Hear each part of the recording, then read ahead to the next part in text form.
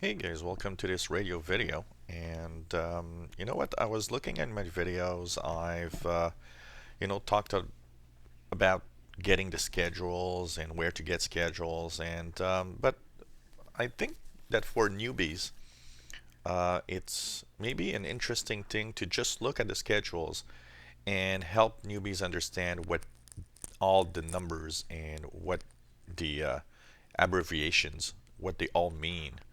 So, first of all, if you are new to shortwave, or if you are coming back, or if you're just looking for what I consider to be the greatest schedules around, EIBI is the website.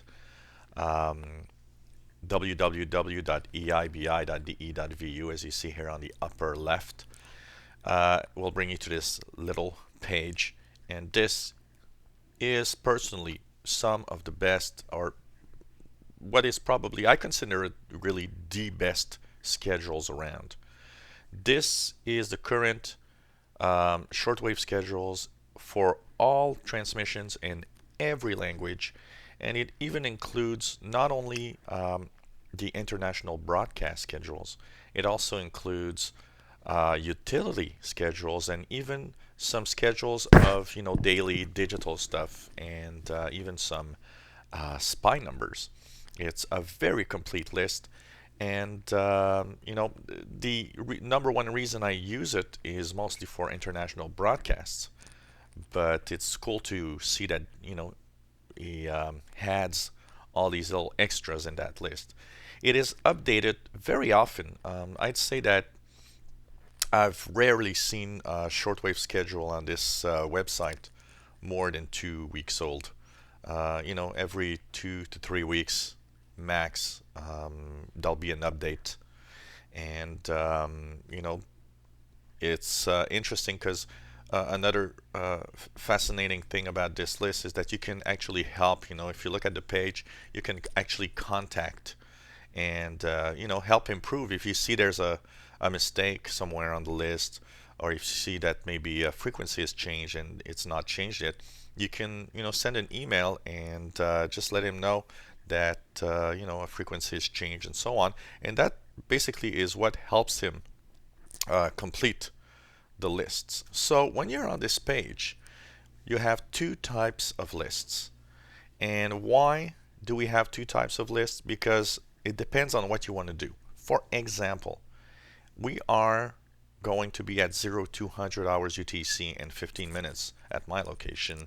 Um, so I might want to know what's available. What can I hear in North America at 02 UTC?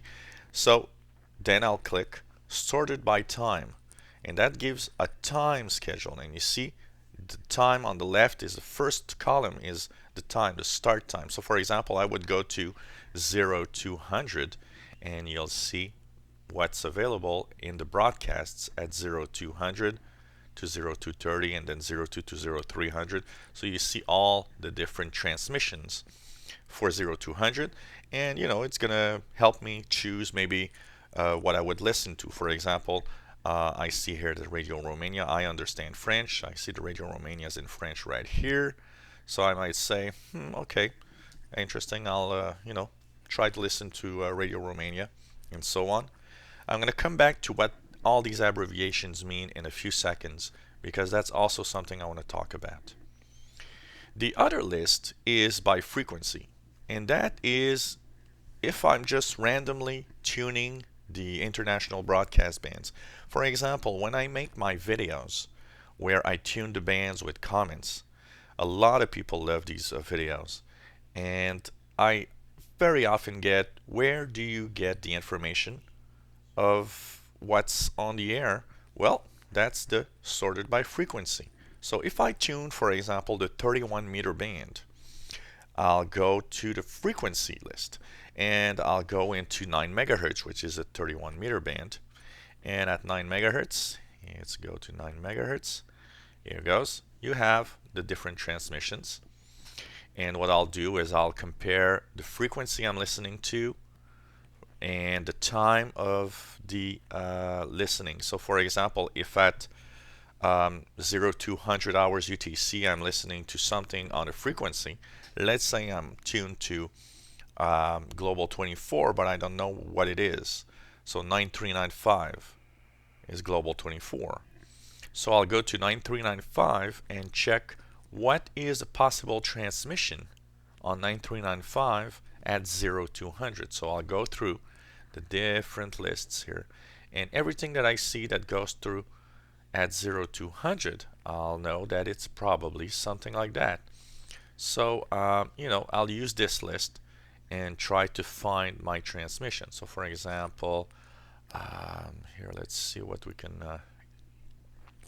there's a lot of stuff because he separated pretty much everything. Here we go. We have 9395, 0 to 2400, USA, global 24, and so on. So, that's how I know what's on the air. If I tune a frequency, you can compare the time and also the language. This is very important because sometimes some transmissions are directed to other areas of the world. So let's take a little peek in detail of what it means. And for that, I'm going to use the sorted by time. So, how do I choose a transmission in this list? Well, first of all, you need two information that are very important. What UTC time we are. So like I said, we're going to 0 to 100 hours UTC soon. So I'm just parking on 0 to 100. So whatever UTC time it is, that's the first thing you need to know. And you'll go and check on the left side, in the column on the left side, the UTC time. After, you'll want to know the target area, because in shortwave, target areas are very important. Usually transmissions are sent to a target area. So what you'll want to know is, okay, what's my target area? If you're in Europe, well, Europe. In North America, South America, Central America, Asia. There's also, some more precise zones. For example, Eastern North America, Western North America, Eastern Europe, Western Europe, Central Europe, South Asia, Southeast Asia, and so on. So depending on where you are, that's the second thing you need to know. Why? Because the best thing that you'll want to do is check what time and if the transmission is directed to your area. And of course, the language.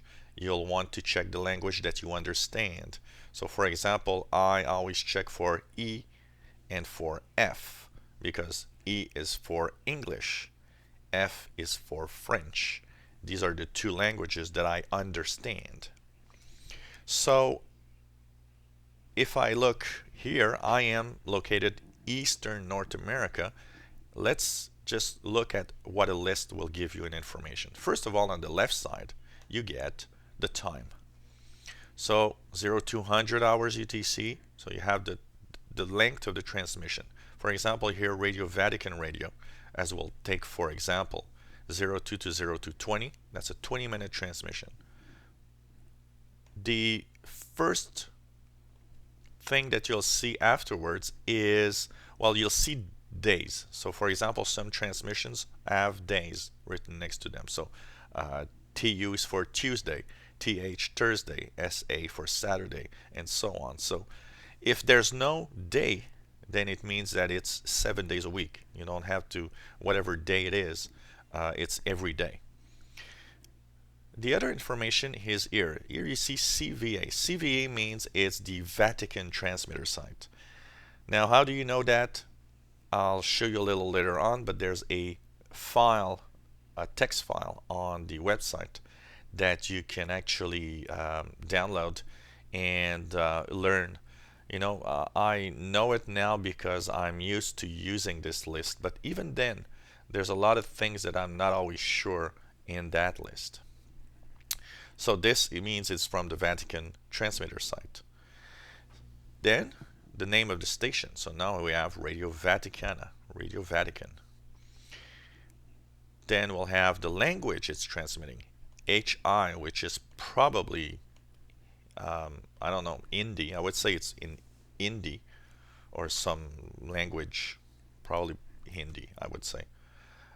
There are a few languages that I'm not really sure what they are, but it's not that important if you don't understand it. The important thing is to understand one that that you really understand when you listen to it. Then you get this other information. This is the target area. That means that this Radio Vatican radio transmission is directed to South Asia. So if you're in North America, it doesn't mean that you can't try it because, from I often listen to transmissions that are for other target areas and still hear them, but you won't hear them as well. But keep in mind that when it's not your target area, there's a good chance that you'll not hear that transmission. And then you get D frequency, sometimes multiple frequencies.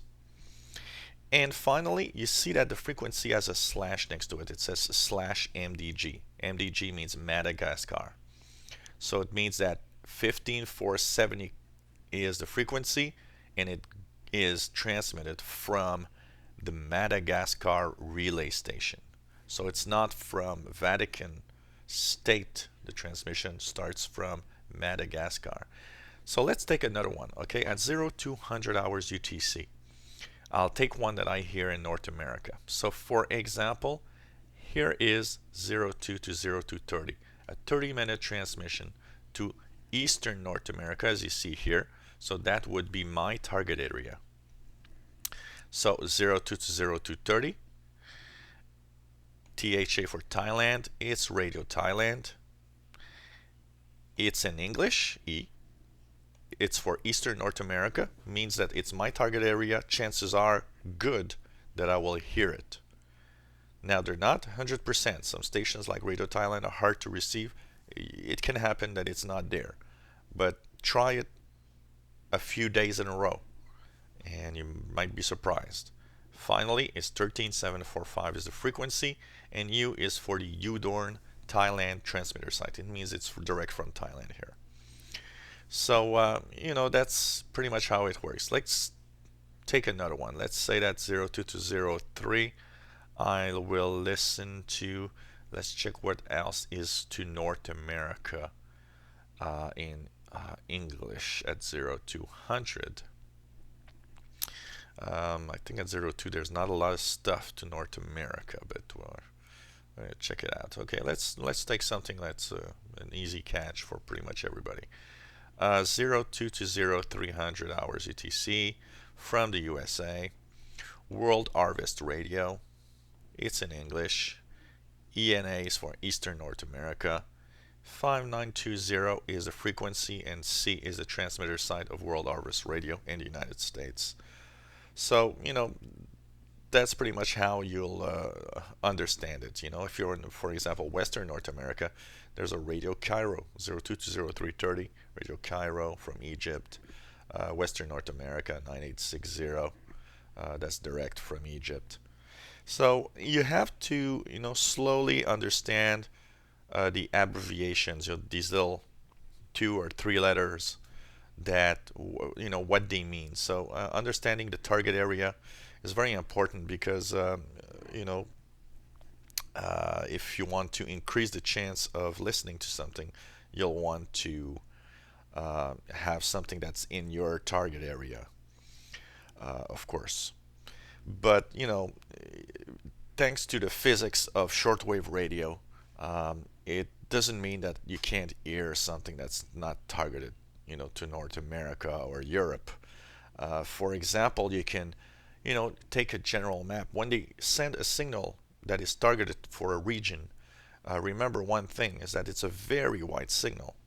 So for example, if the BBC transmits to West Africa from Ascension Islands in the Atlantic Ocean, because they're transmitting upwards towards the north, well, even if it says West Africa, there's a good chance that Europe will hear it, and there's also a chance that here in Eastern North America will hear it, just because the signal is so wide. But you won't hear it as strong as if it was directed to your area. So that's pretty much how you understand these lists. You gotta, check it out, take all the abbreviations, try to understand them, and also understand, you know, in some transmissions that aren't sent directly to your area, understand the physics of day and night.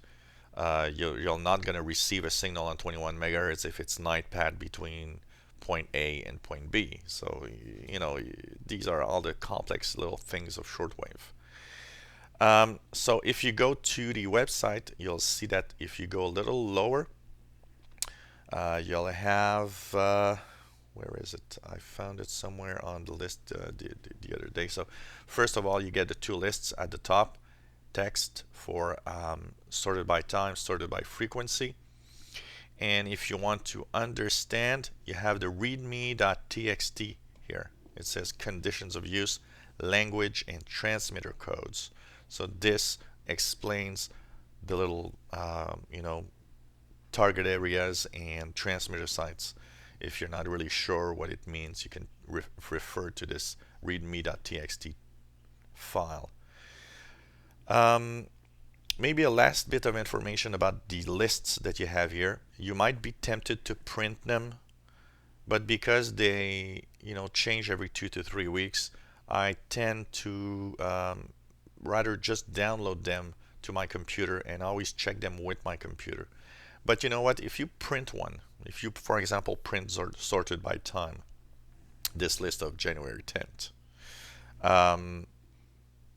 you'll be pretty much okay for the majority of the transmissions until the next schedule season change in late March. So, if you have difficult access to a computer, or if your computer's too noisy with the radio, or if you're just going somewhere where a computer is not going to be something you're going to have with you, then why not? You can print it.